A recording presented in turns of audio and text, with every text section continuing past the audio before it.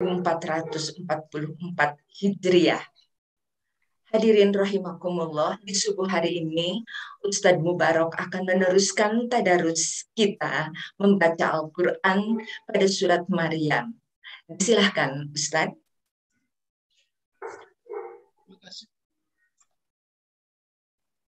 Assalamualaikum warahmatullahi wabarakatuh. Waalaikumsalam warahmatullahi wabarakatuh.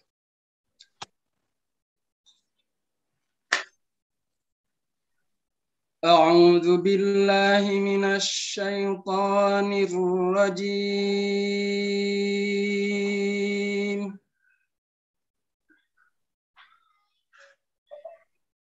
Bismillahirrahmanirrahim.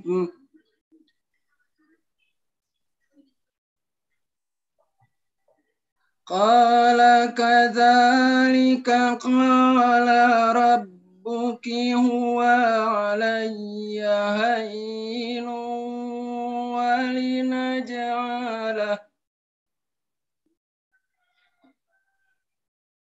linaj'alahu ayatan linnasi wa rahmatan minna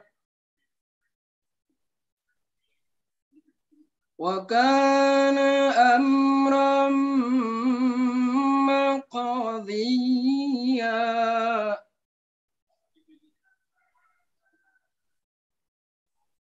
فحملته فانتبذت به مكانا قصيا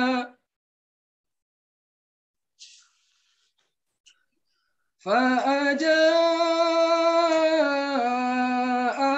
المخاض إلى جذع النخلة قالت يا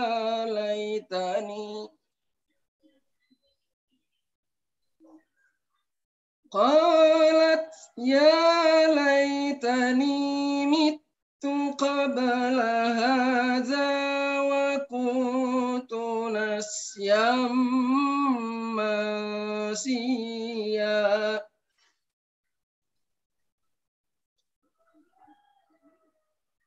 فناداها من تحتها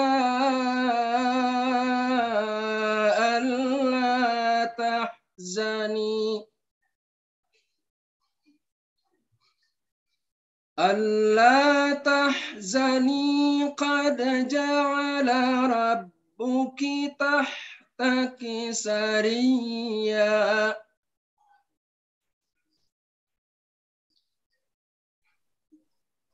وهزي إليك بجذع النخلة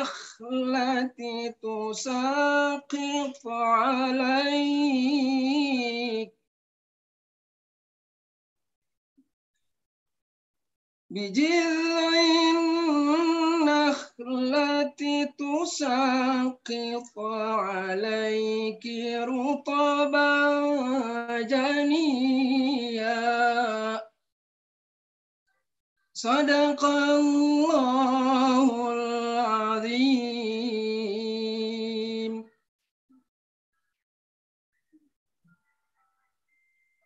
Aku berlindung kepada Allah dari godaan setan yang terkutuk. Dengan menyebut nama Allah yang Maha Pengasih lagi Maha Penyayang. Dia Jibril berkata, demikianlah Tuhanmu berfirman, hal itu mudah bagiku, dan agar kami menjadikan suatu tanda kebesaran Allah bagi manusia dan sebagai rahmat dari kami, dan hal itu adalah suatu urusan yang sudah diputuskan. Maka dia Maryam mengandung, lalu dia mengasingkan diri dengan kandungannya itu ke tempat yang jauh. Kemudian rasa sakit akan melahirkan memaksanya bersandar pada pangkal pohon kurma. Dia Maryam berkata, "Wahai, betapa baiknya aku mati sebelum ini, dan aku menjadi seorang yang tidak diperhatikan dan dilupakan." Maka dia Jibril berseru kepadanya dari tempat yang rendah, "Janganlah engkau bersedih hati. Sesungguhnya Tuhanmu telah menjadikan anak sungai di bawahmu. Dan goyangkanlah pangkal pohon kurma itu ke arahmu. Niscaya pohon itu akan menggugurkan buah kurma yang masak kepadamu." Maha benar Allah dengan segala firman-Nya. Assalamualaikum warahmatullahi wabarakatuh. Waalaikumsalam warahmatullahi wabarakatuh. Sadaqallahul azim, maha benar Allah dengan segala firman-Nya. Terima kasih Ustadz Mubarak. Semoga kita yang mendengarkan ayat suci Al-Quran ini menambah keimanan kita dan juga meraih rahmat Allah Subhanahu wa Ta'ala. Tadi Ustadz Mubarak telah membacakan surat Maryam ayat 21-25 di edisi 285 Gerakan Subuh Mengaji Aisyah Jawa Barat ini. Pada saat ini kita masih memperingati proklamasi, milad proklamasi kemerdekaan negara kita, Republik Indonesia tercinta. Hadirin rahimakumullah pemirsa TV-mu dimanapun Anda berada, dan juga jamaah Jumiah Gerakan Subuh Mengaji Aisyah, berkenan membersamai kita di subuh hari ini Profesor Dr. Reza D. Dinaputra, M.Hum. Profesor Dr. Reza D. Dinaputra, M.Hum. Beliau adalah guru besar ilmu sejarah Fakultas Ilmu Budaya Universitas Padjadjaran Bandung. Assalamualaikum warahmatullahi wabarakatuh, Prof. Apa kabar? Waalaikumsalam warahmatullahi wabarakatuh. Alhamdulillah, pangestu sehat walafiat. Alhamdulillah wa syukurillah. Prof, di Gerakan Subuh Mengaji Aisyah ini tidak hanya dari Jawa Barat saja, tetapi ada yang dari Jawa Tengah, Jawa Timur, juga di luar Jawa, Prof. Jadi mungkin kita akan berbahasa Indonesia terus ke depan, Prof. Insya Allah. Hadirin rahimakumullah, Prof. Reza ini adalah Dewan Pakar Badan Pengelola Geopark Ujung Kulon Kabupaten Pandeglang. Kemudian juga beliau adalah Ketua Tim Peneliti dan Pengkaji Gelar Daerah atau TP2GD Provinsi Jawa Barat. Juga beliau adalah tim evaluator program studi baru Kementerian Riset Teknologi dan Pendidikan Tinggi.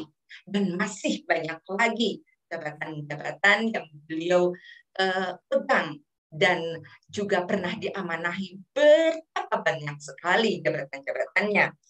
Juga penelitian yang beliau lakukan semisal revitalisasi objek pemajuan kebudayaan di Jawa Barat, strategi pengembangan desa, pemajuan kebudayaan, revitalisasi objek pemajuan kebudayaan di Jawa Barat, profil desa pemajuan kebudayaan sebagai basis perlindungan objek pemajuan kebudayaan, dan lain-lain.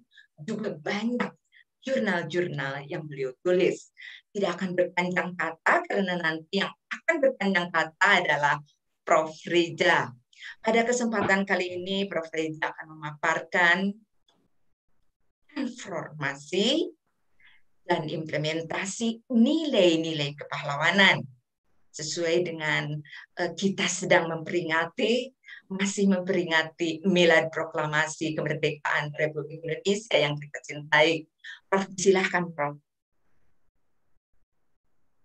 Baik, terima kasih Bu Moderator, Ibu Heni, Nur Aini, dan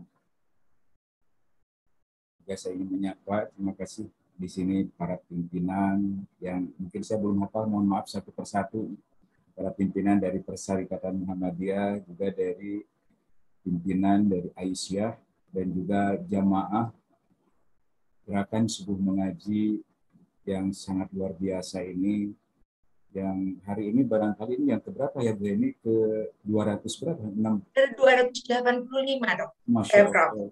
285 ya. Betul, Jadi sejak 3 tahun yang lalu barangkali Bu Eni ya. betul sekali, betul. Masya Allah. Baik, Assalamualaikum warahmatullahi wabarakatuh. Waalaikumsalam. Alhamdulillahirrahmanirrahim. Wassalatu wassalamu ala asyrofil anbiya'i wal mursalin wa ala alihi washabihi ajma'in. Amma ba'du. Bapak Ibu yang kami hormati, jamaah GSM Gerakan Subuh Mengaji Aisyah. Tentunya pertama-tama saya merasa berbahagia, bersyukur bisa bersilaturahim dengan Bapak Ibu semua jamaah GSM ini, dan tentunya juga terima kasih ini Bu Heni yang sudah memberikan kesempatan ya dari pertemuan singkat atau pertemuan pada saat di dalam sebuah kegiatan, dan akhirnya saya bisa hadir di tempat ini untuk bisa berbicara dengan Bapak Ibu jamaah yang saya hormati dan saya banggakan. Tentunya saya pada kesempatan hari ini sebagaimana juga disampaikan oleh moderator, karena hari ini saya akan bicara dalam kaitannya dengan peringatan proklamasi kemerdekaan, dan tentunya juga kaitannya lebih banyak dengan apa yang kita sebut dengan pahlawan dan nilai pahlawan.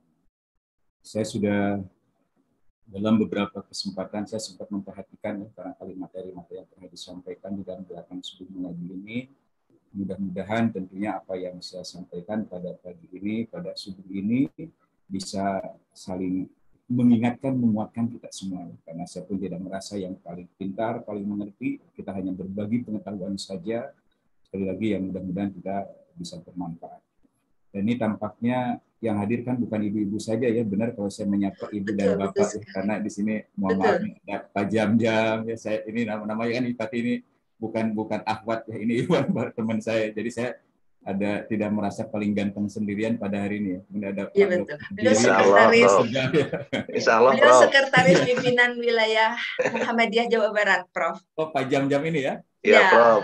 Sama saya Pak Jam, mohon maaf Pak Jam-Jam. Ya, Assalamualaikum. Terima kasih, Prof. Terima kasih Pak Jam-Jam. Ya, waktunya untuk memberikan pencerahan buat ibu-ibu dan kami semua. Sama-sama Pak Jam-Jam, terima kasih. Ini juga Dokter Biri ya dari PKU Tegal, alhamdulillah. Dan Pak Sudasman, dan saya mohon maaf tidak bisa satu persatu ini ya. Ini Pak Sudasman Barendah.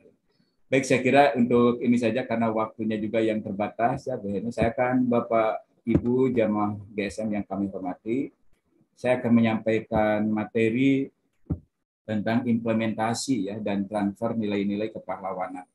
Saya kira ini materi yang mudah-mudahan kembali untuk bisa mengingatkan kita semua tentang hal penting dalam hidup dan kehidupan ini, bahwa kita ada hari ini tentunya kita tidak bisa dilepaskan dari kehadiran para pendahulu kita. Saya kira ada Aisyah karena ada para pendiri Aisyah, dan ada Muhammadiyah karena ada para pendiri Muhammadiyah yang mereka itu adalah para pahlawan bagi kita semua. Mereka yang telah menjadikan kita hari ini bisa bersilaturahmi seperti ini dan bisa tentunya berbagi ilmu pada pagi ini. Bapak Ibu yang kami hormati, tentunya tadi moderator menyatakan bahwa kita berbicara dalam konteks proklamasi kemerdekaan yang dikaitkan tentunya dengan masalah kepahlawanan. Yang ingin saya sampaikan pertama-tama adalah kalau kita berbicara proklamasi kemerdekaan ini, ada 3 hal penting yang selalu dan harus kita pahami dengan baik dan selalu harus menjadi ingatan atau memori kolektif kita bersama. Tentunya yang pertama saya kira sebagai umat Islam kita sudah seharusnya kita melakukan tasyahud ini ya, bahwa kita alhamdulillah sudah merasakan nikmat kemerdekaan yang sangat luar biasa ini, nikmat kemerdekaan yang dengan susah payah diperjuangkan dan akhirnya bisa diproklamasikan pada tanggal 17 Agustus 1945. Rasa syukur ini tentunya kita panjatkan bersama-sama agar kita tentunya senantiasa ada rahmat dan berkah Allah di dalam kita mengisi kemerdekaan yang semakin hari semakin banyak dan penuh dengan tantangan. Terutama tantangan dihadapi oleh umat Islam di tanah air ini. Ini bukan menjadi hal yang ringan kita jalani bersama-sama. Dan tentunya selanjutnya kita memahami tentang apa itu kemerdekaan, tentang peristiwa kemerdekaan sendiri. Ini Bu Heni dan Bapak Ibu semua, saya ingin sampaikan dalam berbagai kesempatan tentang peristiwa kemerdekaan ini. Di dalam peristiwa kemerdekaan ada 2 hal penting yang terjadi, yaitu pengibaran bendera merah putih dan pembacaan teks proklamasi. Artinya apa yang ingin saya sampaikan? Bahwa pada saat kita memperingati peristiwa kemerdekaan, maka sudah menjadi kewajiban kita, keharusan kita untuk mengulang kembali, melakukan apa yang dulu menjadi nilai yang sangat sakral, yaitu pengibaran bendera merah putih. Nah, realitas yang kita sering hadapi saat ini, seringkali kita mengabaikan bendera merah putih ini.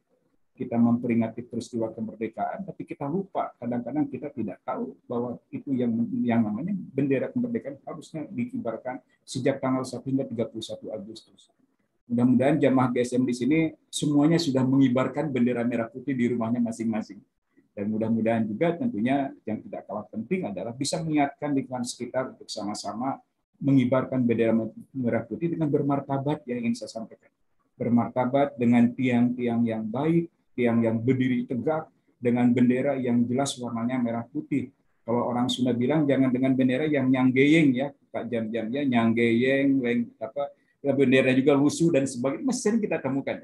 Jadi di samping yang jarang mengibarkan juga mengibarkan apa adanya. Ini saya kira menjadi hal yang sangat miris bagi kita semua. Terlebih bila ini dilakukan oleh umat Islam. Karena yang namanya kemerdekaan itu umat Islam, milik umat Islam, betul-betul kalau kita bisa proklamasi kemerdekaan itu umat Islam. Oleh karena itu kitalah yang paling pertama kali harus betul-betul menjaga kewibawaan yang namanya proklamasi kemerdekaan. Jadi makna penting adalah mari kita kibarkan bendera merah putih, mari kita menjaga martabat, dan jangan lupa Bapak Ibu jamaah GSM, bendera merah putih yang dikibarkan itu adalah dibuat, dijahit dengan tangan sendiri oleh aktivis Muhammadiyah. Ibu Fatmawati Soekarno, jangan lupa itu. Ibu Satmawati pun ada orang Aisyah beliau. Dan beliau betul-betul menjahit benderanya, kemudian dikibarkan dengan sangat luar biasa pada pagi itu, tentunya dengan segala kesederhanaan. Nah, ini jadi harus menjadi, saya kira semangat betul kalau ada jamaah GSM ini, termasuk tentunya para anggota Aisyah untuk betul-betul menjaga marwah dari bendera merah putih ini. Kemudian yang ketiga adalah memaknai kemerdekaan. Tentunya kalau kita bicara kemerdekaan, maka kita bicara bahwa yang namanya kemerdekaan kita bebas dari belenggu penjajahan, penghambaan, ketergantungan, dan sebagainya. Artinya, kalau kita bicara tentang memaknai kemerdekaan, berarti kita itu sama-sama melakukan semacam muhasabah. Apakah kita itu sudah benar-benar menjadi bangsa yang merdeka, bebas dari belenggu, bebas dari perhambaan, bebas dari ketergantungan? Saya kira untuk menjawab hal ini, Bapak, Ibu, para jemaah GSM bisa menjawab masing-masing. Oleh karena itu yang perlu kita lakukan, bahwa perjuangan memaknai kemerdekaan, perjuangan menjadikan kita benar-benar menjadi bangsa yang merdeka. Dan tadi saya katakan di awal, itu adalah merupakan sebuah pekerjaan besar. Nah, Bapak Ibu yang kami hormati, oleh karena itu pada saat kita bicara tentang kemerdekaan dari 17 Agustus, kita tidak bisa merasakan dari dua babakan besar kalau kita perhatikan. Pertama, apa yang disebutkan sebelum kemerdekaan, dan kemudian era kemerdekaan. Di dua periode ini, kita bicara sebelum kemerdekaan dan kemerdekaan sejak 17 Agustus sampai sekarang saat ini, kita bicara tentang tokoh-tokoh, aktor-aktor yang telah berjasa bagi negeri ini. Mereka-mereka yang telah bisa menjadikan kita menghirup udara kebebasan, menghirup kenikmatan sebagai bangsa yang merdeka, menghirup berbagai, bisa dikatakan, keberhasilan yang tentunya bisa kita rasakan hingga hari ini.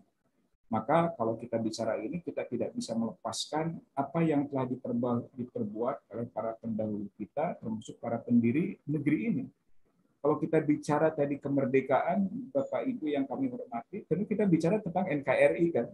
Beda kemerdekaan dengan NKRI. Kalau kemerdekaan 17 Agustus, NKRI pada tanggal 18 Agustus. Dan di dua periode itu kembali saya ingin sampaikan betapa luar biasanya kontribusi umat Islam, termasuk kontribusi para anggota atau bisa dilihat dari Perserikatan Muhammadiyah dalam memproklamasikan kemerdekaan dan menghasilkan negara kesatuan Republik Indonesia.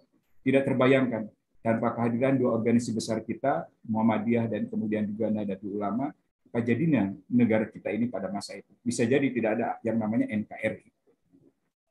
Nah, Bapak Ibu yang kami hormati, dalam kaitan ini maka kita bicara tentang dua hal. Kita bicara tentunya bahwa tadi bicara sebelum kemerdekaan, bicara sesudah kemerdekaan, kita bicara tentang sebuah peristiwa yang sangat luar biasa yang pernah hadir di negeri ini. Di Nusantara ini, di wilayah yang sekarang kita sebut dengan NKRI. Dari perjalanan panjang sejak 1602 hingga 1942 pada masa VOC Belanda, kemudian 42 hingga 45 pada masa Jepang, dan 45 hingga hari ini. Kita tidak akan dan kita akan menyaksikan betapa luar biasanya mereka-mereka yang telah berkontribusi bagi negeri ini. Yang di dalam bahasa konseptualnya kita sebut dengan pahlawan. Dan ada juga yang kita sebut dengan pahlawan nasional. Nah, ini yang menjadi bisa dikatakan bagian dari pembahasan kita. Oleh karena itu, pada saat kita bicara tentang negeri ini kembali, negeri ini tidak mungkin ada pada dasarnya. Yang namanya NKRI bisa jadi belum tentu hadir saat ini bila kita tidak memiliki mereka-mereka yang berkontribusi bagi negeri ini yang disebut dengan pahlawan dan pahlawan nasional. Apa yang dimaksud dengan pahlawan ini, Bapak Ibu teman-teman, sederhana sekali kan kalau kita bicara pahlawan itu. Seseorang atau mereka yang telah memperlihatkan sikap-sikap unggul dan terpuji dalam keberanian, keperintisan, serta kerelaan berkorban dalam membela atau memperjuangkan kebenaran dan kepentingan rakyat kebanyakan. Ini pengertian tentang pahlawan. Saya aku yakin di antara Bapak Ibu jamaah GSM juga ada yang sudah berperilaku sebagaimana yang didefinisikan dalam definisi pahlawan. Saya aku yakin bahwa Bapak Ibu juga sudah banyak yang melakukan sikap unggul, terpuji, keberanian, keperintisan, kerelaan berkorban, dan kemudian kerelaan juga untuk memperjuangkan kepentingan lebih rakyat kebanyakan. Apalagi kalau kita bicara kembali bahwa dari dulu hingga sekarang Muhammadiyah termasuk Aisyah di dalamnya ya, sejak 1917 ya Bu Hen ya, telah banyak hal yang berhasil dilakukan oleh Perserikatan Muhammadiyah dan Aisyah ini. Saya kira kita tidak akan memungkiri bahwa hari ini pun tentunya Bapak Ibu semuanya juga telah memberikan yang terbaik bagi Aisyah dan Perserikatan Muhammadiyah. Nah, dalam konteks pahlawan ini kemudian tentunya Bapak Ibu, kita negeri ini memiliki institusi pahlawan nasional. Tidak semua pahlawan bisa menjadi pahlawan nasional. Ini yang ingin saya sampaikan pada pagi ini. Tidak semua pahlawan bisa dianggap sebagai pahlawan nasional. Yang namanya pahlawan itu bisa jadi jumlahnya begitu banyak di negeri ini. Begitu banyak hadir di Perserikatan Muhammadiyah. Begitu banyak hadir di Aisyah. Tapi pada saat kita bicara pahlawan nasional, maka itu bicara tentang seseorang yang memiliki kontribusi lebih dari pahlawan kebanyakan. Nah, dalam hal ini bicara tentang pahlawan nasional, ada sebuah konsep yang dikembangkan di dalam Undang-Undang Nomor 20 Tahun 2009. Maka yang disebut dengan pahlawan nasional adalah didefinisikan sebagai sebuah gelar yang diberikan kepada warga negara Indonesia atau seorang yang berjuang melawan penjajahan di wilayah yang sekarang menjadi wilayah NKRI yang gugur. Nah, kalau pahlawan nasional ada saat gugur nih Bu ini. Pak Kang Jam-Jam, Pak Jam-Jam. Jadi kalau pahlawan nasional, kalau Bapak Ibu ingin menjadi pahlawan nasional, syarat pertamanya harus sudah meninggal terlebih dahulu. Ya. Jadi pahlawan nasional tidak diberikan kepada mereka yang masih hidup. Ya. Itu seperti itu. Nah, oleh karena itu kalau kita bicara tentang pahlawan nasional juga, maka mereka itu adalah yang semasa hidupnya melakukan tindakan kepahlawanan atau menghasilkan prestasi yang dan karya yang luar biasa bagi pembangunan dan kemajuan bangsa dan negara Republik Indonesia. Itu konteks pahlawan nasional. Jadi ada nilai yang berbeda dengan pahlawan pada umumnya, karena ada nilai tambah tadi bahwa dia pertama sudah gugur, kedua kemudian tindakan pahlawanan, prestasi dan karya yang luar biasa. Nah, kalau Bapak Ibu perhatikan nanti, bahwa pahlawanan jumlahnya tidak banyak. Hingga 77 tahun kemerdekaan hari ini, negeri ini hanya memiliki 195 pahlawan nasional. Dari jumlah negeri kita yang warga kita yang di atas 200 juta lebih. Nah, ini jumlah pahlawan nasional tidak terlalu banyak. Dan di antara para pahlawan tentunya termasuk di dalamnya adalah mereka-mereka yang aktif menjadi bagian dari Perserikatan Muhammadiyah dan juga Aisyah. Nah, ini harus menjadi kebanggaan dari tentunya jamaah gerakan subuh mengaji ini. Bahwa betapa luar biasanya kontribusi dari ini. Nah, kita lihat sekarang bagaimana sih caranya kita, Bapak Ibu, jamaah GSM yang kami hormati, bagaimana agar kita tentunya menjadi kewajiban kita bahwa setiap pahlawan tadi itu kan menjadi nilai unggul mereka. Bagaimana akhirnya kita bisa mengimplementasikan dan melakukan transfer nilai-nilai kepahlawanan. Karena ini menjadi bagian penting bagi kita semua untuk tadi menghadirkan generasi-generasi yang betul-betul mampu berkontribusi bagi NKRI dan memberikan yang terbaik bagi NKRI. Tentunya generasi muda yang tidak hanya secara umum di negeri ini, tapi juga terlebih lagi generasi muda yang di dalam tubuh Aisyah dan juga Perserikatan Muhammadiyah. Oleh karena itu, kalau kita perhatikan Bapak Ibu, ada 3 hal penting. Ini saya agak dipercepat, Bu Heni mohon diingatkan ya waktunya saya berapa lama lagi. Iya, iya, Prof. Masih tersisa berapa lama Bu Heni? Sekarang belum pukul 6, sekarang masih pukul 5:41, Prof.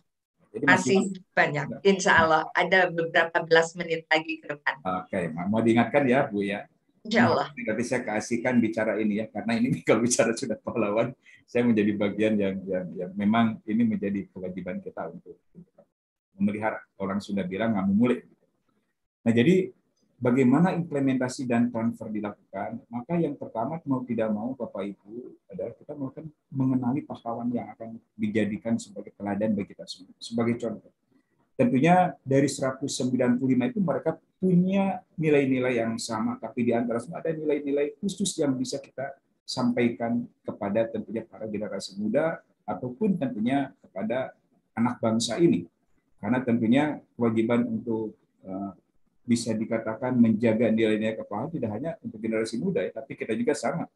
Barangkali Pak Jam-Jam sama dengan saya generasi kolonial, ya, Pak Jam-Jamnya, dan juga kebanyakan GSM ini bisa jadi generasi kolonial, ya. Dan tentunya lebih merasa penting lagi generasi milenialnya itu yang penting kita sama-sama kontribusikan. Nah, dalam konteks kenali pahlawan ini saya ingin memberikan contoh Bapak Ibu yang kami hormati, yang dimuliakan Allah, insya Allah. Dalam pada kita mengenali para pahlawan yang akan kita sampaikan, kita implementasikan, kita transferkan nilai-nilai ini. Nah, dalam hal ini dari 195 lebih, tadi saya katakan, ada tokoh-tokoh yang bisa dijadikan model oleh tentunya Perserikatan Muhammadiyah dan juga Aisyah, termasuk jamaah GSM ini. Di mana kalau kita perhatikan yang pertama kenali pahlawan, yang kedua kita formulasikan nilainya apa, dan transfernya seperti apa. Transfer nilai kepahlawanan, transfer yang sesuai dengan realitas bisa dikatakan perkembangan hari ini, realitas zaman hari yang berkembang demikian bisa dikatakan sangat-sangat dinamik sekali. Nah, oleh karena itu kalau kita bicara tentang kenali pahlawan, di sini kita coba melihat satu persatu pahlawan. Saya di sini yang saya berikan contoh para pahlawan dari Muhammadiyah saja ya, Pak Kang Jam-Jam ya. Yang ngaji Jam-Jam, mohon maaf. Jadi kita lihatnya yang Muhammadiyah, ya, karena Muhammadiyah punya para pahlawan itu. Ternyata kita mengenali pahlawan dari Muhammadiyah, artinya kita tentunya inilah mereka-mereka yang telah berkontribusi di dalam bisa dikatakan menghadirkan kemerdekaan, menghadirkan NKRI, dan kemudian memberikan makna bagi negara kesatuan Republik Indonesia.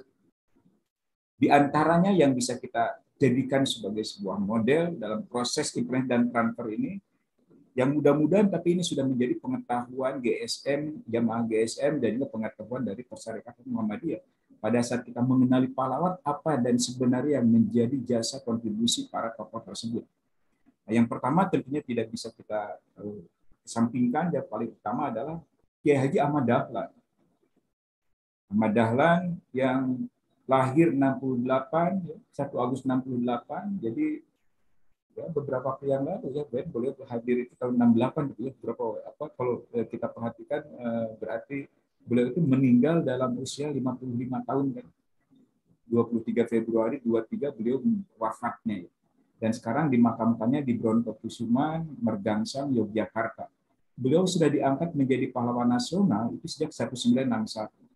Tentunya apa kontribusi terbesar dari Ahmad Dahlan? Tentunya ada kontribusinya menghadirkan organisasi yang sekarang menjadi bagian dari perjuangan Bapak Ibu semua, yaitu Muhammadiyah. Beliau mendirikan Muhammadiyah 18 November 1912, organisasi yang sangat mewarnai pergerakan nasional pada masa itu. Dan luar biasanya, tidak hanya eksis pada masa sebelum kemerdekaan, tapi juga eksis pada masa kemerdekaan hingga sekarang.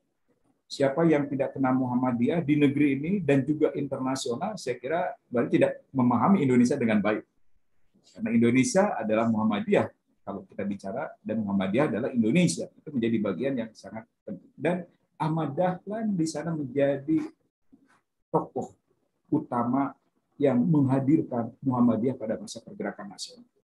Ini beberapa hal penting yang bisa kita pahami tentang tentunya Kiai Haji Ahmad Dahlan. Dia katakan pendiri Muhammadiyah, kemudian pendidikan agama di pesantren, dan ilmunya di Mekah, dan juga gemar membaca buku. Nah ini kalau kita bicara kenali pahlawan saja, ini gemar membaca buku kebiasaan yang harusnya kita kembangkan hingga hari ini. Padahal yang namanya gemar membaca buku menjadi satu kelemahan bangsa yang besar ini ya. Jadi mudah-mudahan tidak menjadi kelemahan dari GSM. Jadi beliau itu sangat gemar membaca buku ya. Dan dia itu salah satunya kemudian melakukan kiblat ya, perubahan kiblat di masjid-masjid Langgar mesti ada di Yogyakarta ya, pada masanya beliau. Kontribusi jadi tidak hanya sekedar internal tentunya dalam konteks keorganisasian, tapi juga betul-betul beliau melakukan dakwah yang sangat luar biasa termasuk memperbaiki arah kiblat dan juga masalah penentuan hari raya Id ya. Dan tentunya Kiai Haji Ahmad Dahlan tidak hanya pernah aktif atau mendirikan Muhammadiyah, tapi beliau juga sempat aktif dalam tubuh Budi Utomo dan Syarikat Islam. Syarikat Islam dua organisasi pergerakan, di antara dua ini yang sekarang bertahan tinggal Syarikat Islam. Tapi beda dengan Muhammadiyah, eksisnya luar biasa, berkembang semakin pesat pada masa kemerdekaan.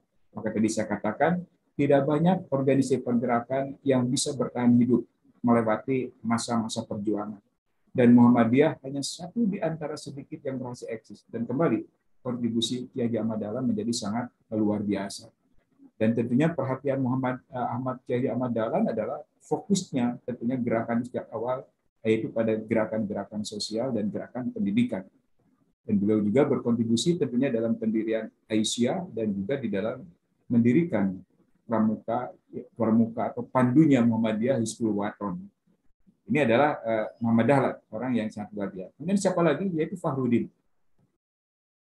Ini adalah Fahrudin juga tentunya salah seorang tokoh yang luar biasa yang telah menghadirkan Muhammadiyah menjadi organisasi yang semakin kuat, semakin berkembang, semakin banyak gerakan-gerakan dakwahnya, dan beliau itu meninggal dalam usia yang lebih muda lagi dari Kiai Haji Ahmad Dahlan. Kiai Fahrudin itu dia meninggal dalam usia 39 tahun.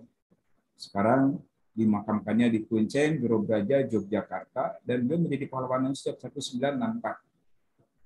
Sering dikatakan beliau itu tokoh Muhammadiyah yang serba bisa, dikatakan seperti itu. Dan kemudian juga dia berunding dalam berbagai tentunya perundingan, khususnya pada saat untuk permasalahan jemaah haji dari Nusantara. Beliau itu menjadi berkontribusi besar. Kemudian juga tentunya saya kira ini menjadi pengetahuan para jemaah GSM. Beliau juga adalah pendiri percetakan Muhammadiyah. Hingga sekarang percetakan ini kan masih ada ya, jam-jamnya percetakan masih ada. Ya. Dan ini kita tidak bisa melepaskan dari jasanya Kiai Haji Fahrudin ini. Orang juga yang luar biasa, dan beliau sekali lagi sudah menjadi pahlawan dan diangkat menjadi pahlawan nasional sejak 26 Juni 1964. Dan beliau juga tentunya mengusulkan pendirian Badan Penolong Haji yang kemudian menjadi panitia perbaikan perjalanan haji. Jadi kalau kita bicara haji pada masa pergerakan nasional, nih jamaah GSM ini luar biasa. Perjalanan haji itu tidak seperti sekarang kita 9 jam nyampe di sana. Dulu berbulan-bulan ya, atau lebih dari 1 bulan sudah sampai di sana dengan perjalanan melalui kapal laut. Ya. Dan Muhammadiyah itu tercatat dalam sejarah menjadi salah satu organisasi yang memiliki kemandirian di dalam pemberangkatan jemaah haji. Sangat luar biasa sekali. Siapa lagi kemudian? Ya ini yang selanjutnya Jenderal Sudirman.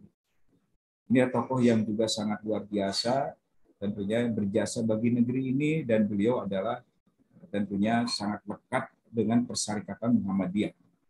Bahkan beliau menjadi salah satu aktivis dan pemimpin dari Hizbul Waton Cilacap.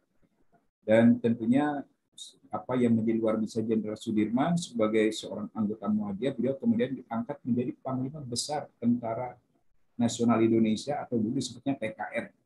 Jadi Panglima Besar TKR pertama itu ya Jenderal Sudirman ini beliau.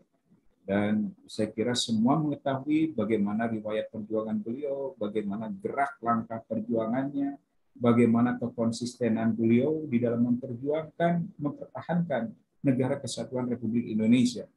Dan beliau menjadi jenderal termuda yang pernah dimiliki oleh NKRI dan juga menjadi jenderal yang sangat dihormati pada masanya. Karena dengan segala kesederhanaannya, beliau berkomitmen dengan perjuangan itu. Kata orang tidak mudah ngabaliut. Jadi beliau betul-betul orang sudah bilang pancem dina galur. Dan beliau juga meninggal dalam usia relatif muda, dalam usia 34 tahun. Dan sekarang dimakamkan di Kusumanegara, Yogyakarta. Bayangkan salah satu hal yang seringkali orang ingat dengan punya Sudirman itu adalah pada saat para tokoh bangsa ini menyatakan menyerah pada Belanda sesudah agresi militer kedua pada tahun 1948 Desember, Sudirman justru menyatakan bahwa saya tidak akan menyerah, tapi beliau melanjutkan perjuangan dan perjuangan gerilya. Perjuangan gerilya ini menjadi perjuangan yang paling legendaris dari seorang tokoh Jenderal Sudirman.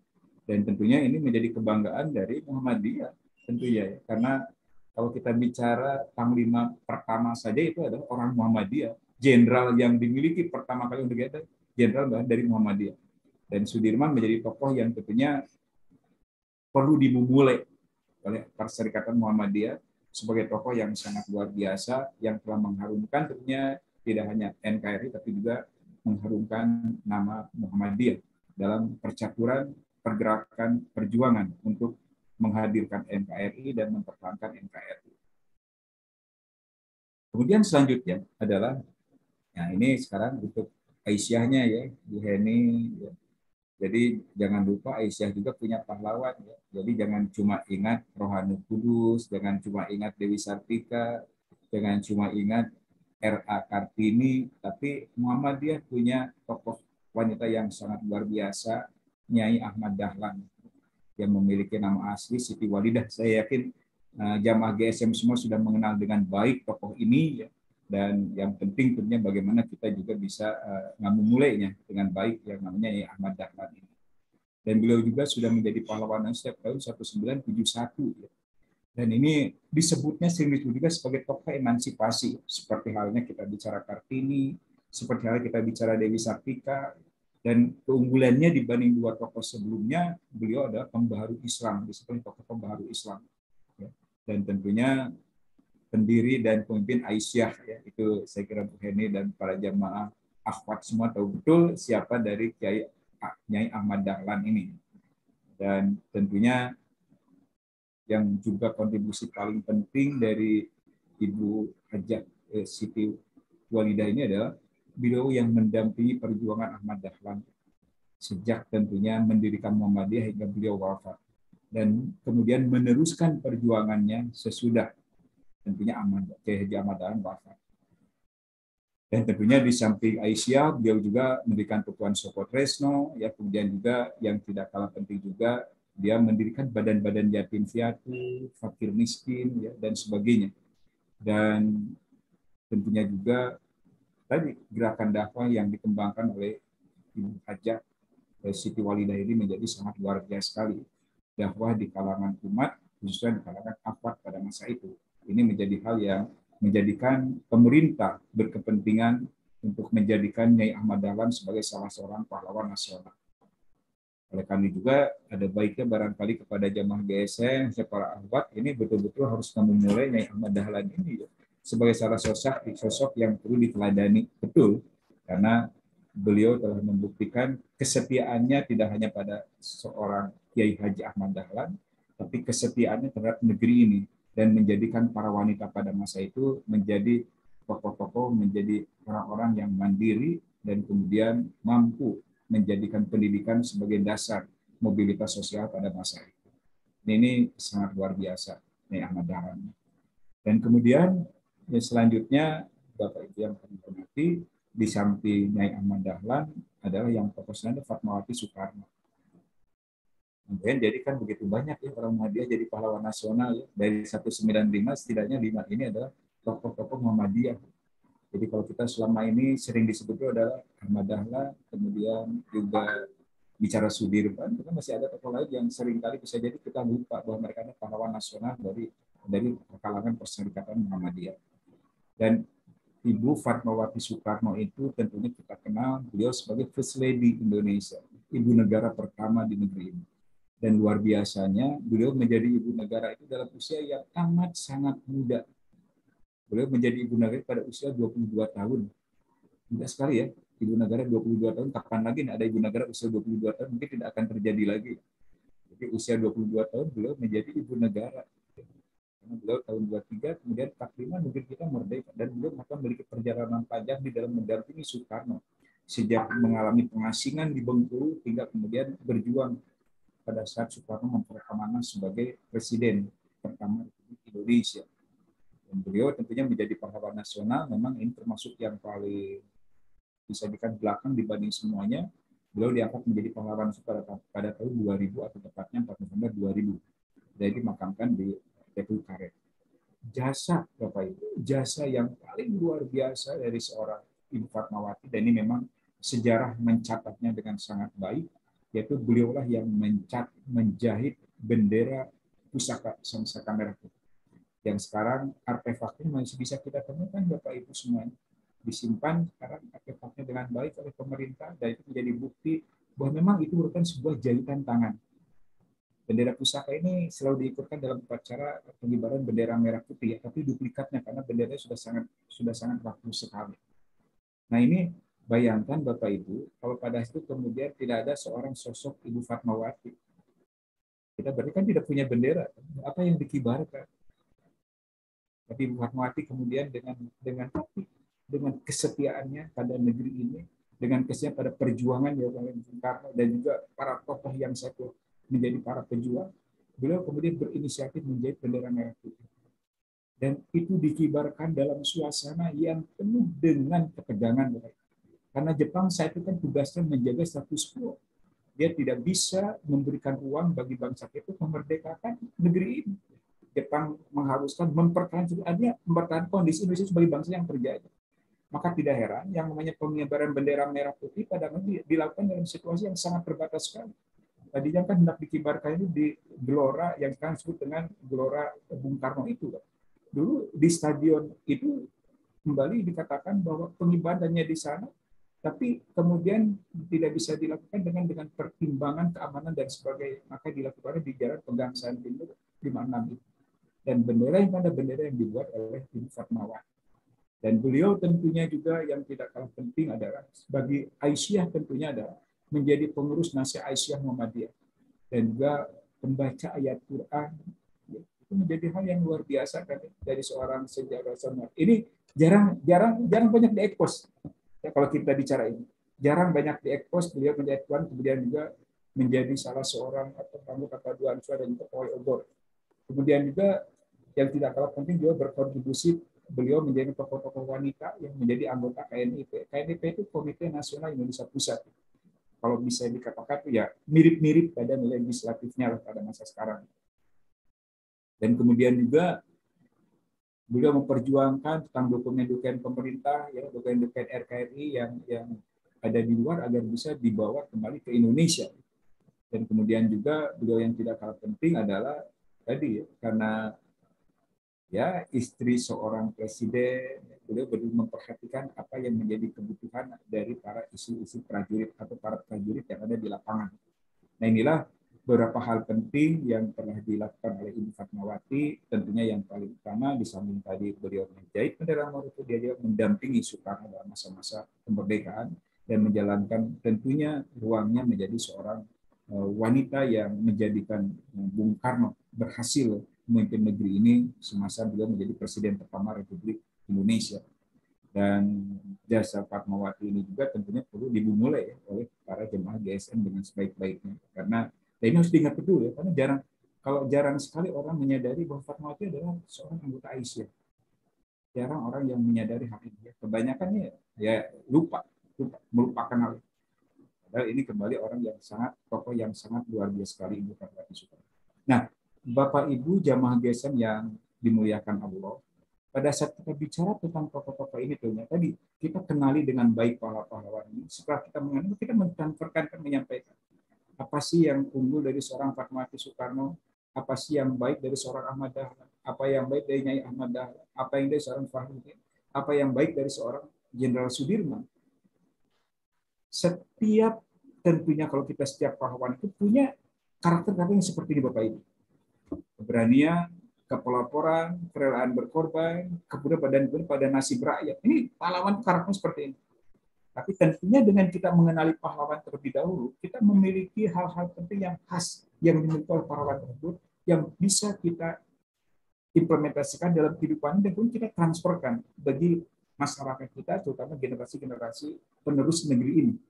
Nah, hal penting inilah yang tentunya dalam konteks kita implementasi dan transfer perlu menjadi pengetahuan kita bersama terutama jamaah GSM yang akan tentunya menghadirkan tokoh-tokoh yang dimilikinya untuk menjadi model teladan bagi para jamaah GSM dan keluarga dan juga tentunya anggota Persmuda pada umumnya.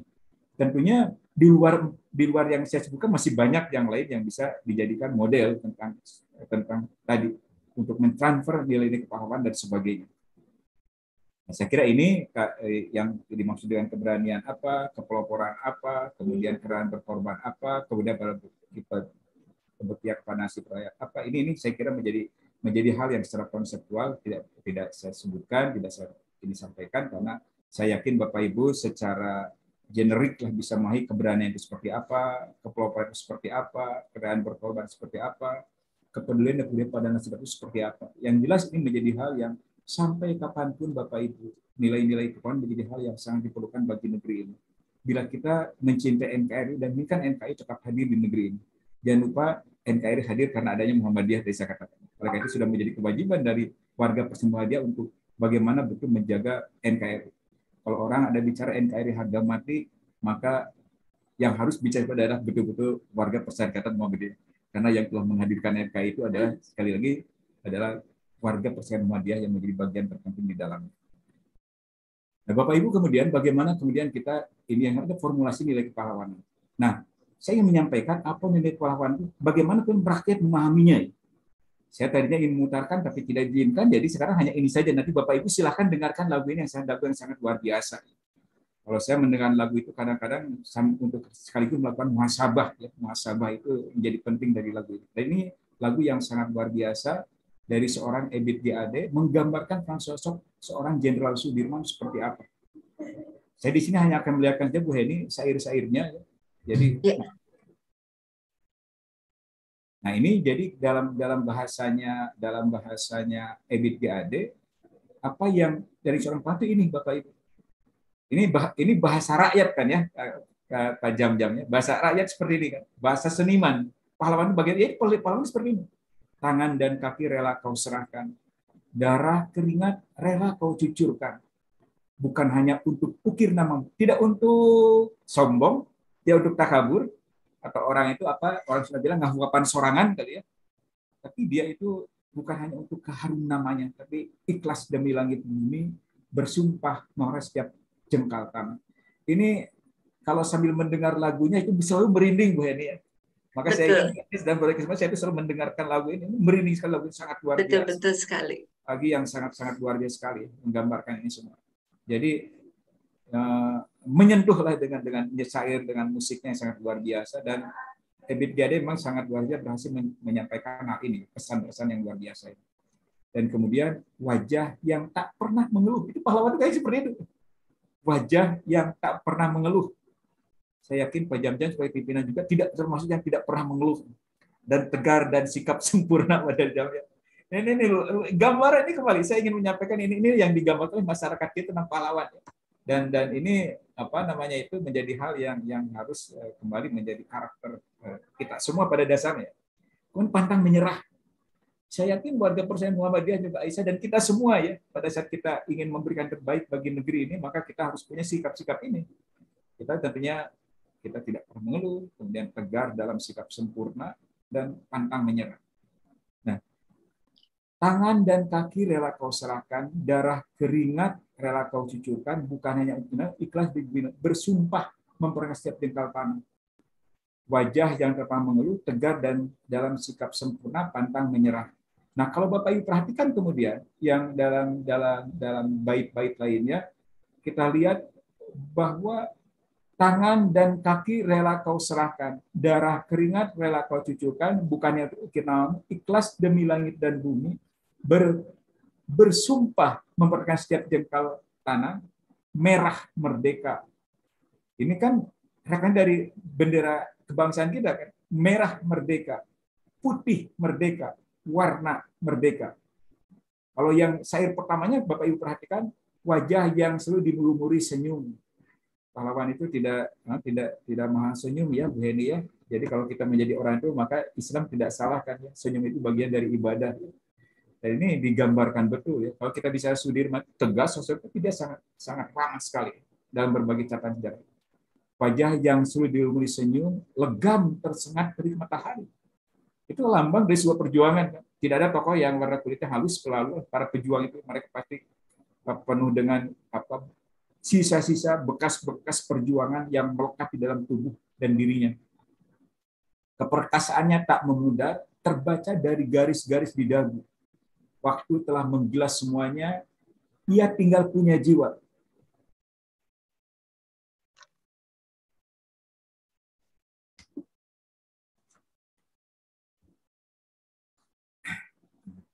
Maaf. Iya.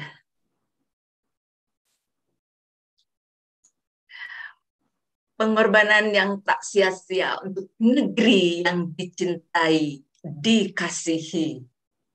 Tangan dan kaki rela kau serahkan. Darah, keringat rela kau cucurkan. Bukan hanya untuk ukir namamu. Ikhlas demi langit bumi.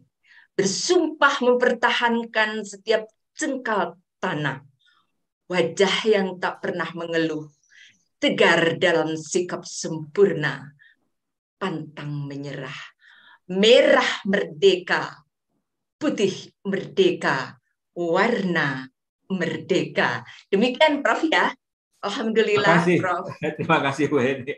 Aduh, saya agak tercekat tadi pada membaca pengorbanan yang tak sia-sia untuk negeri yang dicintai dan dikasih. Terima kasih Bu Heni. Saya terakhir ini lanjutkan Bu Heni. Ya, Jadi silakan. terakhir, Silakan. jadi Bapak Ibu jemaah GSM yang terhormat, jadi kita akhirnya bagaimana kita akhirnya mentransferkan ini. Yang kita tidak lupa Bapak Ibu tentang realitas masyarakat kita. Masyarakat Mutakhir itu masyarakat yang sangat digital. Maka ruang-ruang transfer inilah menjadi ruang-ruang yang harus kita perhatikan. Ini adalah realitas kita Bapak Ibu. Kondisi 2022 Pak Jam-Jam, masyarakat kita yang sudah menggunakan ada 73%. Bayangkan jumlahnya sangat besar sekali. Makanya terasa sekali saya GSM ini menjadi besar karena situasi pandemi Bu ya. Pandemi itu kan dulu mempercepat yang namanya society perubahan masyarakat dari 4.0 menjadi 5.0. Nah, yang namanya pandemi itu mengakselerasi itu. Tadinya kita masih hidup di dalam society 4.0. Tapi kemudian dengan pandemi kita society 4.0, maka kemudian inilah yang terjadi. Bahwa yang namanya GSM itu kan secara daring dilakukan. Dan ini menjadi benar bagi kita semua. Dan apa yang saya sampaikan dengan 73% ini artinya pada kita akan melakukan transfer, ruang internet itu akan menjadi sebuah pilihan yang kita lakukan bersama-sama oleh para jamaah GSM. Dan ini juga tentunya lihat kita perhatikan Bapak Ibu, ini bukan hasil riset saya, dari riset di Al Sosial yang menggunakan internet itu rata-rata bangsa kita sekarang ada di angka 8 jam 36 menit. Dan bagian terbesar itu adalah menggunakan sosial media, WhatsApp dan sebagainya, Facebook dan sebagainya. Ini artinya Bapak Ibu, pada kita mentransfer termasuk juga ini melalui GSM ini yang sudah betul-betul dilakukan, ya ruang-ruang itu menjadi pilihan untuk mentransferkan nilai-nilai kepahlawanan tersebut. Nah ini saya kira apa yang dilakukan finding information ya, ini yang menjadi bagian dari apa sih yang dilakukan oleh orang-orang kita, masyarakat kita yang 73% itu, apa yang dilakukan oleh mereka, maka yang paling pertama itu mencari informasi dalam hal informasi apapun, termasuk informasi kepahlawanan, informasi tentang Perserikatan Muhammadiyah, informasi tentang gerakan Aisyah ini. Maka betul-betul ruang-ruang ini harus dimanfaatkan dengan sebaik-baiknya. Dan kemudian ini saya kira website-website yang digunakan, ya pertama Google, YouTube, dan sebagainya, Detik, artinya juga tentunya Bapak Ibu, yang namanya YouTube itu harus menjadi bagian kita semua untuk bisa mentransferkan nilai-nilai kepahlawanan dan juga tentunya nilai-nilai perjuangan dari Perserikatan Muhammadiyah, kemudian Aisyah, dan juga lain sebagainya. Akhirnya ini yang bagian terakhir Bu Heni, jadi transfer nilai kepahlawanan apa yang dilakukan Bapak Ibu semuanya. Maka mau tidak mau kita itu sekarang hidup dalam alam digital, maka mau tidak mau kita harus bersikap ramah dengan realitas digital sebagai penciri society 5.0. Kalau kita bicara ini kan society 5.0 sangat luar biasa ya, ke depan itu kalau kita gambarkan society 5.0 yang dibuat oleh Jepang itu, bahwa kita akan hidup dengan robot-robot yang kemudian tidak kalah penting juga bahwa kita itu kemudian yang nanya paket aja itu pakai drone katanya Pak Jam-Jam. Ya tidak lagi yang namanya paket-paket pakai drone semuanya katanya. Prof. Reja, waktu Parantos Oke, Mangga. Sebelah Ini jadi mohon. itu saya kira yang terakhir. Jadi sosial media silakan YouTube, WhatsApp, Facebook dan sebagainya. Itu saja yang bisa disampaikan. Terima kasih para jamaah GSM. Mohon maaf bila saya agak mencuri waktu lebih banyak pada pagi ini, tapi mudah-mudahan bermanfaat. Terima kasih, Bu Eni. Saya kembalikan. Assalamualaikum warahmatullahi wabarakatuh. Waalaikumsalam warahmatullahi wabarakatuh. Demikian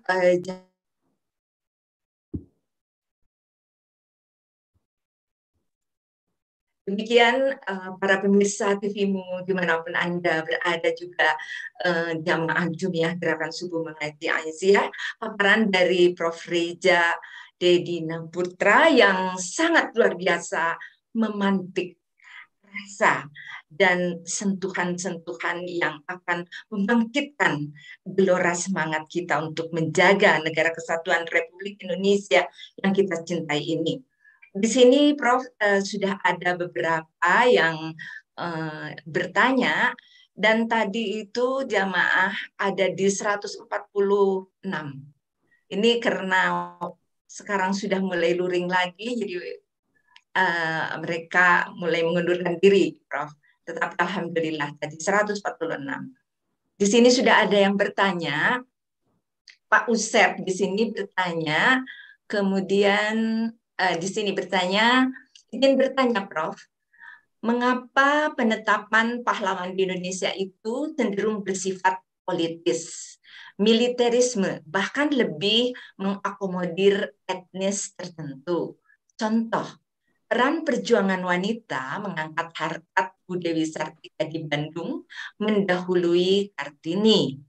Nah, kemudian juga peran Kiai Haji Ahmad Dahlan dalam pendidikan dan kebangkitan nasional melebihi peran Hajar Dewantoro dan Dr. Sutomo. Bahkan politik penetapan pahlawan pada saat Orde Baru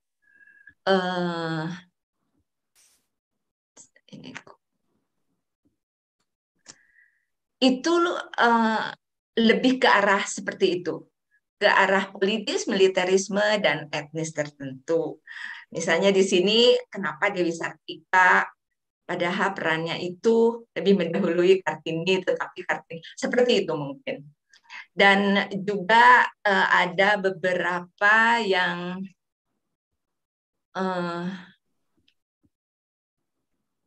sebentar di sini yang sudah raise hand. Ini adalah Kang Asep, beliau adalah Ketua Majelis Kader di Pimpinan Pusat Muhammadiyah. Tapi saya mohon Prof untuk menjawab dulu pertanyaan tadi, dan ada salam dari Ketua Pimpinan Wilayah Aisyah Jawa Barat yang beliau tadi hadir di sini, tetapi karena tugas menanti di kampusnya beliau undur diri. Demikian Prof, silakan Prof. Mangga, terima kasih Bapak Ibu jamaah GSM. Sebelumnya saya ingin menyampaikan terima kasih ya yang disampaikan oleh di sini di chat ya Bu ini ya, dari saya Kang Into kalau tidak salah ya. Betul sekali Kang, bahwa Kang Into ya, Into Wahyu ya. Jadi Into Wahyu menjadi betul, saya menyebut bukan pramuka, itu yang namanya sebuah itu kepanduan, itu kepanduan memang yang pertama begitu. Dan betul sekali saya ini itu bukan pramuka, saya tadi menyebut pramuka ya Bu ini ya. Oke, makasih Kang sudah mengingatkan. Itu betul kepanduan, betul sekali. Jadi tentunya untuk menjadi pahlawan nasional itu bisa dikatakan ada beberapa pertimbangan, dan saya bisa jadi bersepakat juga Bapak Ibu kalau ada Bapak Ibu yang kemudian menganggap bahwa pertimbangan politik kadang-kadang ikut mewarnai tentunya pemberian gelar pahlawan nasional. Dan pertimbangan politik seperti misalnya kemarin saja yang terakhir pada saat tahun 2021 kemarin Bapak Ibu, itu ada salah seorang pahlawannya yaitu Tombolo Tutu. Tombolo Tutu itu berasal dari Sulawesi, itu diberikan gelar pahlawan karena di provinsi tersebut belum ada pahlawan nasional. Maka kemudian diangkatlah Tombolo Tutu sebagai pahlawan nasional agar di tempat tersebut tentunya itu hadir pahlawan nasional yang bisa diteladani oleh warga masyarakat. Nah, sekarang juga masih ada provinsi yang belum memiliki pahlawan nasional, itu salah satu provinsi di Kalimantan. Nah, pertimbangan politik hal itu bisa terjadi. Tapi juga ada pertimbangan politik lain juga yang memang kadang-kadang, kebetulan saya juga sekarang lagi diberi amanah menjadi ketua TP2GD Provinsi Jawa Barat. yang memang kadang-kadang itu di luar ruang-ruang yang bisa saya pahami dengan baik. Jadi ada memang pendidikan politik, tapi yang perlu saya sampaikan Bapak Ibu, untuk menjadi pahlawan nasional ada persyaratan yang ditempuh. Nah, kalau boleh saya menayangkan Bu Heni ya, ini apa namanya itu persyaratan menjadi pahlawan nasional ini diantaranya,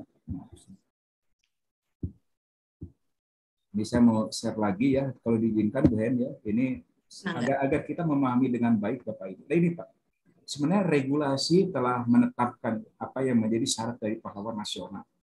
Di antaranya tadi WNI memiliki integritas, berjasa, berkelakuan baik dan setia dan tidak memiliki bangsa dan negara. Ini betul-betul harus diteliti dengan sebaik-baiknya syarat umum ini. Ini syarat pertama. Saya yakin Bapak Ibu juga ini menjadi bagian yang sama-sama ya, karena bisa jadi juga di Perserikatan Muhammadiyah maupun di Aisyah masih ada tokoh lain yang layak diperjuangkan untuk menjadi pahlawan nasional. Saya hakul yakin sekali. Saya kira PR Perserikatan Muhammadiyah tidak hanya akan cukup yang mereka berusaha tidak hanya sampai hanya pada Kiai Ahmad Dahlan, Nyai Ahmad Dahlan, Fahruddin, pada seorang Fatmawati, ya, ataupun Jenderal Sudirman, tapi masih ada tokoh lain yang bisa diperjuangkan. Nah ini menjadi salah satu hal yang penting diperhatikan. Ada syarat umum dan kemudian ada syarat khusus. Nah, syarat khusus ini syarat khusus. Begitu banyak, silakan dicermati dengan baik oleh Bapak Ibu semua jamaah GSM, karena bisa jadi jamaah GSM nanti Aisyah juga ya, Bu Heni dan jamaah GSM ada orang yang ini layak untuk berjalan di samping Nyai Ahmad Dahlan, di samping Fatmawati. Kalau kriteria terpenuhi, ini layak untuk ya dicoba, diajukan untuk menjadi pahlawan nasional. Karena ini hak semua anak bangsa, terutama yang sudah berkontribusi. Meskipun saya yakin sekali, seorang Kiai Haji Ahmad Dahlan, seorang Nyai Ahmad Dahlan, seorang Jenderal Sudirman, seorang Fahruddin, dan seorang tidak menginginkan beliau diangkat menjadi pahlawan nasional. Saya yakin mereka bergerak, mereka berjibaku, mereka berpikir semata-mata untuk NKRI. Nah, kalau sekarang kemudian mereka mulai gelap, karena memang layak bangsa ini adalah menghargai jasa-jasa pahlawan begitu. Nah, salah satu untuk yang khusus ini Bapak Ibu adalah tadi, ini yang saya selalu memberikan penekanan pada poin C ini, yaitu melakukan pengabdian dan perjuangan yang berlangsung hampir sepanjang hidupnya. Dan, nah ini, melebihi tugas yang diembannya. Kemudian kedua, pernah melahirkan gagasan atau pemikiran besar yang dapat menunjang pembangunan bangsa dan negara. Kalau kita bicara ini kan ini sangat cocok untuk tadi tokoh-tokoh yang dari Muhammadiyah yang 5 itu kan, memenuhi syarat ini. Tapi kembali saya yakin di luar ini masih ada. Nah sekarang untuk sebagai informasi, Bapak Ibu jamaah GSM yang dimuliakan Allah, bahwa sekarang TP2G memperjuangkan seorang Muhtar Kusumatmaja menjadi pahlawan nasional. Apa yang tadi melebihi tugas yang diembannya, apa yang pernah melegasan dan pendidikan besar, satu di antara Muhtar itu menjadi salah satu penggagas azas negara kepulauan Bapak Ibu semuanya. Dengan azas negara kepulauan itu luas wilayah kita bertambah dari semula 2 juta sekian menjadi 5.100.000 sekian. Artinya, seorang Muhtar itu karena kepintaran kepakarannya dalam hukum internasional, dia berhasil menjadikan luas wilayah laut kita itu diakui secara internasional dan diperjuangkan selama 25 tahun, dari 57 hingga 82. Nah ini yang masuk kategori pernah melahirkan gagasan atau pemikiran besar. Maka lahirlah konsep negara kepulauan.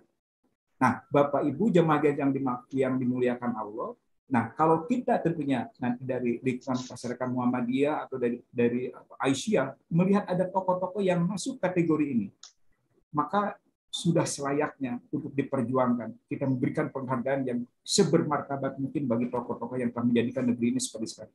Saya yakin Bapak Ibu bahwa yang pahlawan itu tidak hanya 195 orang, terlalu sedikit kan untuk jumlah negeri kita, anak bangsa kita seperti itu.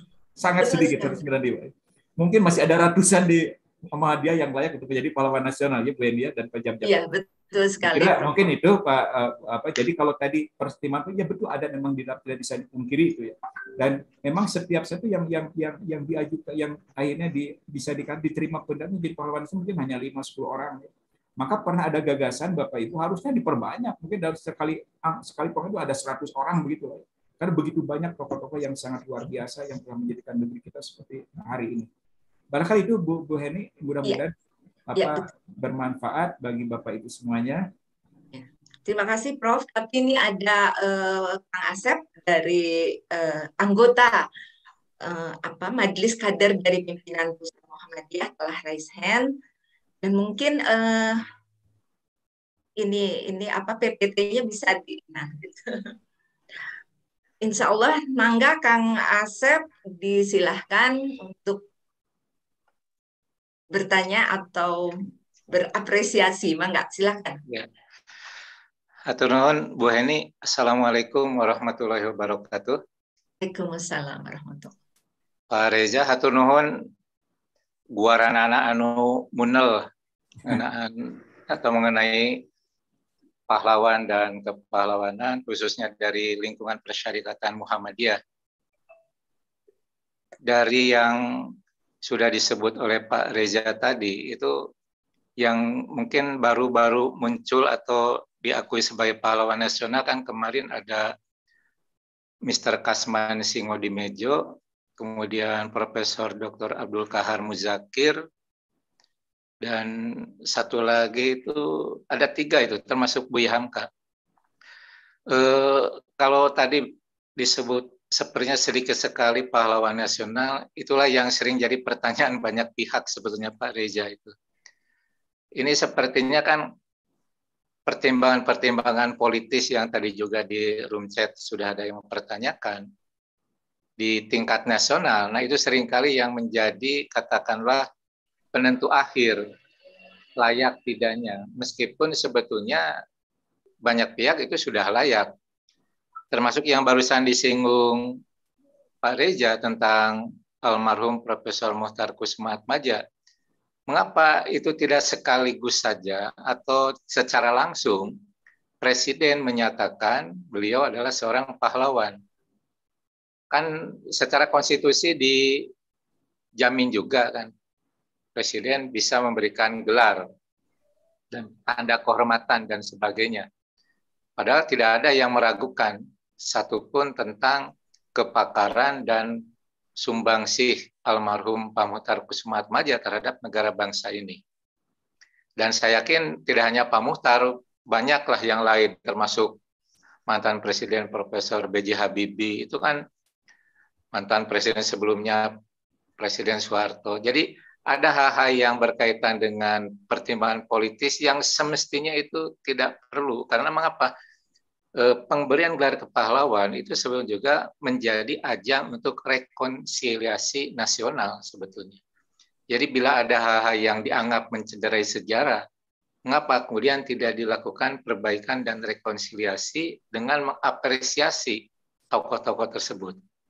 Saya yakin sebagaimanapun kata orang menilai buruk, nilai negatif terhadap seorang tokoh sosok, pasti banyak juga peran-peran positif dan sumbangsinya untuk negara bangsa ini. Nah, Kang Asep, ya, mungkin dipersingkat. Oh ya, itu yang terakhir Bu ini termasuk yang dari Garut itu Pak Reza, itu sudah lama diajukan Kiai Haji Mustafa Kamil, salah seorang tokoh pembaharu Islam, gerakan Islam di Garut, yang gugur pada pertempuran 10 November di Surabaya. Sampai sekarang itu mentoknya di tingkat pusat.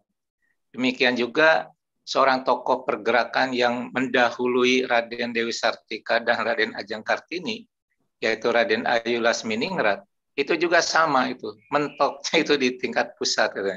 Nah itu Bu Heni yang mungkin bisa saya sampaikan dalam kesempatan ini. Hatur nuhun, hatur punten. Assalamualaikum warahmatullahi wabarakatuh. Waalaikumsalam warahmatullahi wabarakatuh. Prof, ada waktu 2 menit untuk memberikan tanggapan dari Kang Asep ini. Silahkan, Prof. Enggak, Kang Asep, hatur nuhun Kang Asep. Tentunya memang menjadi bisa permasalahan datangan kita. Memang terbatas sekali ruang yang diberikan pemerintah untuk mengangkat pahlawan nasional, dan banyak pertimbangan yang kadang-kadang ya di luar konteks ini juga Pak Asep, juga pengetahuan dan ini saya belum bisa sampai ke wilayah itu gitu. Tapi kalau suatu saat saya bisa sampai ke wilayah itu, insya Allah saya akan melakukan apa yang bisa dilakukan dengan lebih baik ke depannya, terutama pengangkatan nasional. Nah, yang ingin saya sampaikan Bapak Ibu jamaah GSM, untuk dalam konteks pahlawan ada sebuah alur yang perlu kita pahami. Ini juga agar menjadi pengetahuan kita untuk apa namanya itu,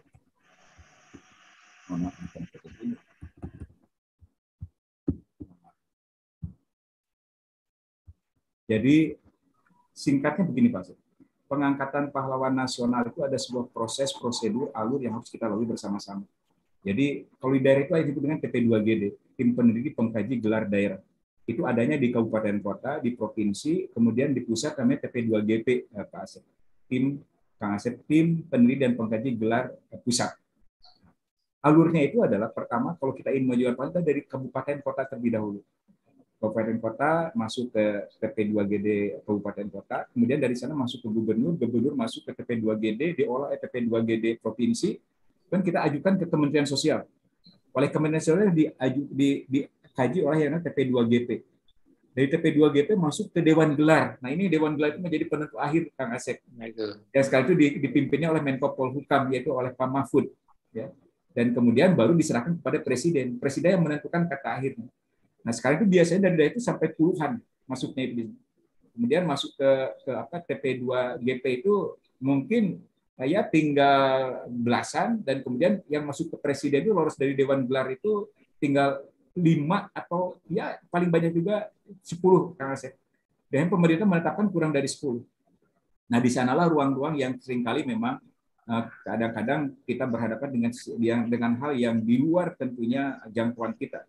Maka yang sering saya katakan juga termasuk yang tadi tokoh-tokoh yang Pak Asep sebutkan itu, Kang Asep, memang kita berhadapan dengan realitas mereka belum berhasil menjadi diajukan pahlawan nasional, tapi juga yang tentunya Bapak Ibu teman-teman yang harusnya kita juga berpikir juga dengan lebih jernih lagi juga, setiap kita mengajukan pahlawan nasional maka tadi yang menjadi persyaratan khusus yang tadi saya sampaikan itu bisa diterjemahkan dengan baik. Kita bisa memetakan dengan baik ini jasanya, ini yang telah dikontribusi bagi negeri ini. Karena dengan demikian nanti ada ruang dari TP2GD termasuk TP2GP untuk memberikan argumen kenapa seorang layak untuk menjadi pahlawan nasional. Sama seperti Kang Asep kan dulu waktu khusus Prof Mohtar ya, itu dalam sebuah seminar salah seorang guru besar Unpad bicara Arif Prof Mohtar jasanya sudah jelas betul, jelas kan. Maka tidak perlu ada prosedur, angkat saja langsung. Nah, guru besar Unpad bisa demikian. Tapi kan tetap ada proses dilalui. Nah inilah sekarang dilalui tentang Prof Mohtar. Jadi barangkali itu Kang Asep, terima kasih Kang Asep pertanyaannya, dan terima kasih para jamaah GSM yang saya hormati dan insya Allah dimuliakan Allah. Terima kasih Bu Eni. Alhamdulillah wa syukurillah para jamaah Gerakan Subuh Mengaji Aisyah Jawa Barat yang hadir di TV-mu maupun melalui Zoom. Demikian paparan dari Profesor Reza D. dan Dino Putra. Dan alhamdulillah kita dapat pencerahan yang begitu luar biasa sehingga memantik kebangkitan hati nurani kita untuk tetap menjaga negara kesatuan Republik Indonesia yang kita cintai ini. Hadirin rahimakumullah, berakhirlah sesi di hari Kamis ini dan kita akan berjumpa kembali esok hari Jumat di Gerakan Subuh Mengaji Aisyah dengan tema yang lain. Saya, Heni Nur Aini, sebagai moderator akan undur diri. Mohon maaf apabila ada kata-kata yang tidak berkenan. Ashrun bin Allah wa fatan qarib wa basyiril mu'minin. Assalamualaikum warahmatullahi wabarakatuh. Waalaikumsalam. Assalamualaikum warahmatullahi wabarakatuh. Waalaikumsalam warahmatullahi Turnuhun, Prof. Bu Hen, turnuhun. Turnuhun. Catatan memang sapertos gitu nuhun Kang Jajab. Saya juga sadaya nuhun bisa. Sami-sami, Prof. Kaleresan Ketua Muhammadiyah nuju ka Sukabumi. Leres, Ya. Sukabumi. Hatur salam. Ya. Nuhun, mangga abdi pamit ka sadayana. Mangga Prof ya. Hatur Dengan nuhun kapok, Prof. dengan kapok. Assalamualaikum warahmatullahi wabarakatuh. Waalaikumsalam warahmatullahi wabarakatuh. Alhamdulillah. Turnuhun Bu Hen. Ya sami-sami aja. Jam-jam dinten ieu bagian mancen di Masjid Agung PDA. Oh ya insyaallah. Mun teu salapan ya. Natur nuhun sata-sata. Ya, mangga insyaallah ya. Ya. Mangga sahaya sadayana. Mangga assalamualaikum. Waalaikumsalam warahmatullahi wabarakatuh. Teh Amel, mangga Teh Amel. Nah, Mbak Nikma.